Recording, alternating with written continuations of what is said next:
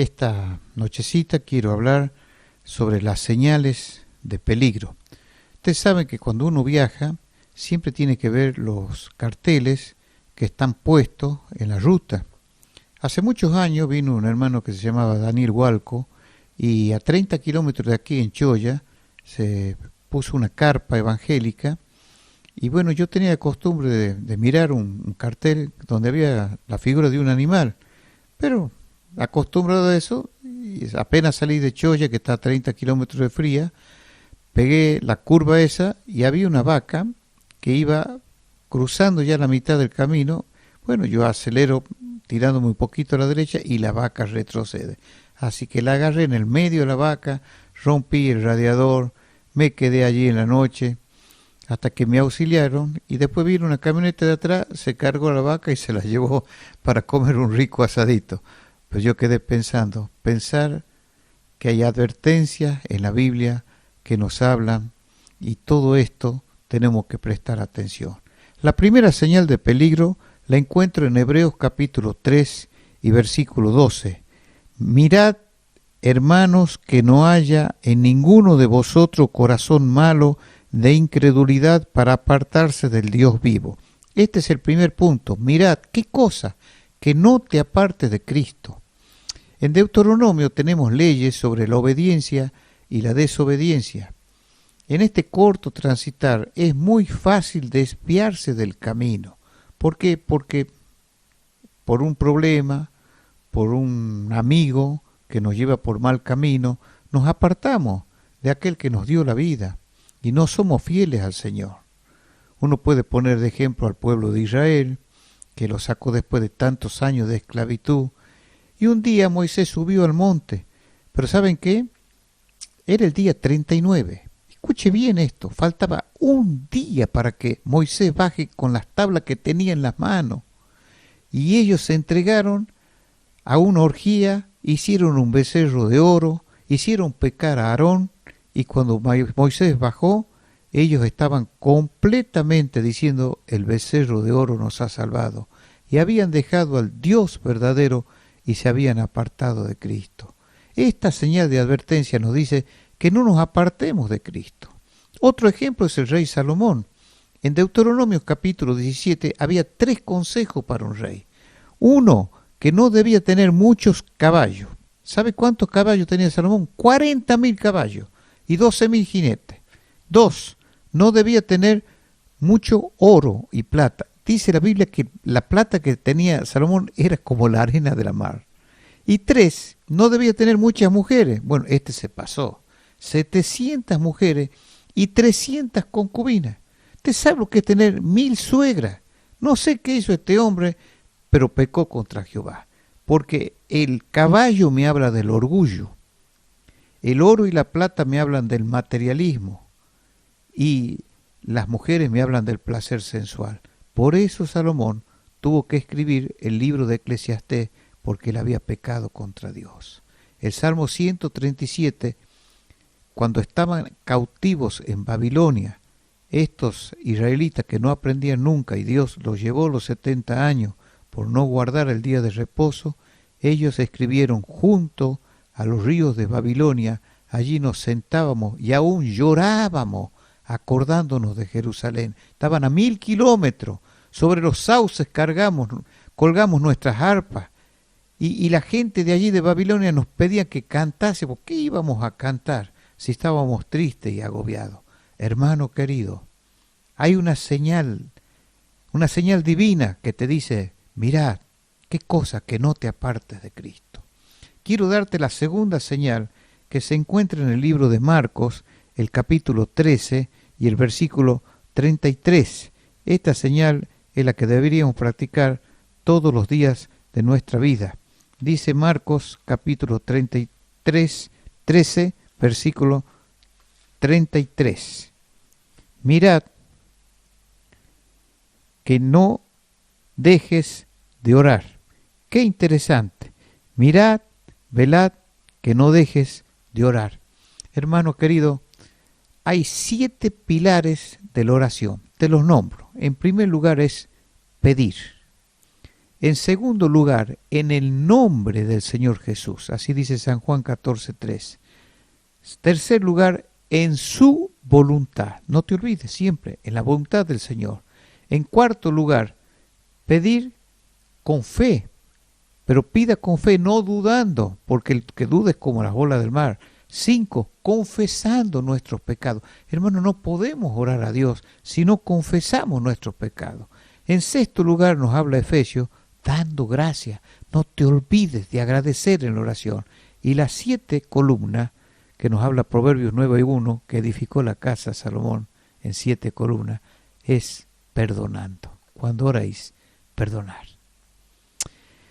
La oración es la respiración del alma. Son esos días en que el esposo pasa mucho tiempo en su trabajo y muchas veces ve la secretaria más joven, bonita, regresa a la casa, casi no tiene tiempo de estar con la esposa.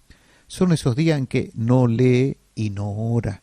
Entonces las defensas espirituales se van agotando y vuelve al trabajo y vuelve a ver la otra mujer que es más joven, despreciando a la mujer de la juventud y cambiando las aguas dulces por aguas amargas.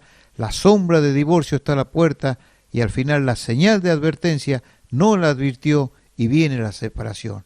¿Qué cantidad de divorcios que tenemos en estos tiempos? ¿Sabe por qué? Porque no estamos orando. Y ahora te hablo a ti, esposa. Son esos días en que has dejado el hábito de leer la Biblia y de orar. Son esos días en que le gritas a tus hijos, en vez de decir, hijo mío, siéntate al lado mío, quiero dialogar contigo. Son esos días que te cruzas y hablas con la vecina mal de tu marido por esto y por aquello, cuando la Biblia nos habla de respetar a la autoridad.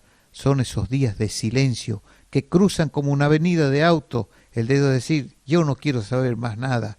Por eso hay una señal de advertencia y te dice, mirad, que no dejes de orar. La oración hace que active mi fe. Es como cuando uno está con la radio muy bajita y dice, voy a aumentar el volumen. Y la fe aumenta cuando leo la palabra de Dios y oro. La fe viene por el oír y el oír por la palabra de Dios. La oración también me tranquiliza porque ando apurado, corro de aquí para allá y no estoy a solas con Dios. Ese tiempito de comunión con Dios nos va a hacer bien. Te pregunto, ¿cómo está tu vida de oración? ¿Quieres que la gente te vea y aparentes una cosa y por dentro sos otra cosa? No debemos orar para que los demás nos vean, debemos orar para que Dios nos vea. En la cámara secreta entra y tu Padre que ve en secreto te va a recompensar en público. En tercer lugar, la tercera señal en el camino está en Hebreos capítulo 12, versículo 15 y dice, mirad bien, no sea que alguno deje de alcanzar la gracia de Dios, que brotando alguna raíz de amargura os estorbe y por ello muchos sean contaminados. La amargura, qué tremendo que es esto. Cuando uno habla de amargura, habla como esa comida cuando le falta sal, ¿viste? Está desabrido. Algunos personajes que pasaron por la amargura puedo nombrar a Esaú por la mala elección. Él eligió 2 mujeres que no eran del pueblo de Dios. Y dice la Biblia, y amargaron a sus padres. Si tú estás escuchando, joven, y no tienes novia o novio, o andas revoloteando por la casa de los filisteos, escucha bien, elige bien. Elige bien porque ese es tu futuro. Y si eliges mal, tendrás que pagar las consecuencias. Otro ejemplo que ponemos es Noemí, por la desilusión. Se fue de Belén, que es casa de pan, y en Moab murió su esposo y sus 2 hijos, porque los otros no se fueron. Por eso cuando Noemí regresa, la reconocen, no es esta Noemí, ellos estaban ahí. Pero Elimelec y Noemí se fueron y ella dice, no me llamen Noemí, que significa placentera, llámeme Mara, porque en grande amargura me ha puesto el Señor. Otro ejemplo también puede ser una mujer espiritual como Ana, pero la mujer que era también su compañera, Penina, la amargaba cuando iban al templo, porque ella no tenía hijos, Ana, y Penina sí tenía hijos. y le hacía burla. Entonces Ana lloraba y se amargaba. Sí, hermano, podemos caer de amargura aún los hermanos espirituales cuando el desprecio llega a nuestras vidas. Y por último, también Job, por la incomprensión, no sabía lo que le pasaba. Dice en Job 21, ¿quién me diera una silla? Subiría yo hasta Dios y hablaría con él. No comprendía lo que estaba pasando. Y tal vez estás pasando por un momento de amargura, de desilusión, o como Asaf, por la comparación que dice, se llenó de amargura mi alma y en mi corazón sentía punzada. Tranquilo, descansa, hermano, porque el Señor sabe que esas cosas van a pasar. 3 reflexiones en este punto, tienes que prestar atención, las 3 con R. 1 dice Efesios 4:31, quítense de vosotros toda amargura, enojo, ira, malicia y toda maledicencia. ¿Se da cuenta que en primer lugar está la amargura? ¿Qué tenemos que hacer? Renunciar a guardar amargura. 2, con R, revisar nuestra vida. El texto que hemos leído dice, mirad bien, no vaya que sea una raíz. La raíz brota, se transforma en un tronco, en un árbol, y esa amargura no la sacamos más. Revise su vida. Y tercer lugar, rogar a Dios por ayuda. Y Ana rogó a Dios, y Dios le dio un hijo, y después le dio 5 hijos más. Dios recompensa al justo. Tienes que esperar en él. Y para terminar este mensaje, hermano, hay señales en el camino que debemos prestar atención. Y hay una carta, una de las más cortitas, que el apóstol Juan escribió a una iglesia, o una amada anciana, y dice el versículo 8 de 2 Juan, mirad por vosotros mismos para que no perdáis el fruto de vuestro trabajo, sino que recibáis galardón o recompensa, dice otra versión, completa. Mire, en una peluquería, me estaba cortando el pelo, y agarré una revista que se llamaba Muy Interesante, y había una cifra, una estadística, que nunca la había leído. Dice, en 70 años de nuestra vida, 20 años dormimos. El santiagueño, 30, por supuesto. En 70 años de nuestra vida, 20 años trabajamos. El santiagueño, 10, porque somos remolones. En 70 años de nuestra vida, escuche esto, 8 años viendo televisión e internet. Ahora súbale un poco más con esta pandemia. En 70 años de nuestra vida, y esta para las hermanas, 5 años limpiando la casa. ¿Qué más le puedo decir? 6 meses de esos 70 años nos pasamos afeitando. Y el dato más curioso que me llamó la atención, que 3 meses de nuestra vida estamos buscando llaves. Viejo, ¿dónde pusiste la llave? La buscamos, la tenemos en el bolsillo, la hemos puesto, la dejamos puesta dentro del auto, llamamos a un cerrajero. 3 meses de nuestra vida buscando llave. Ahora yo te hago la pregunta, en 70 años de tu vida, ¿cuánto tiempo estuviste con el Señor? Sabes que en Corintios y en otras partes nos hablan de que vamos a tener coronas.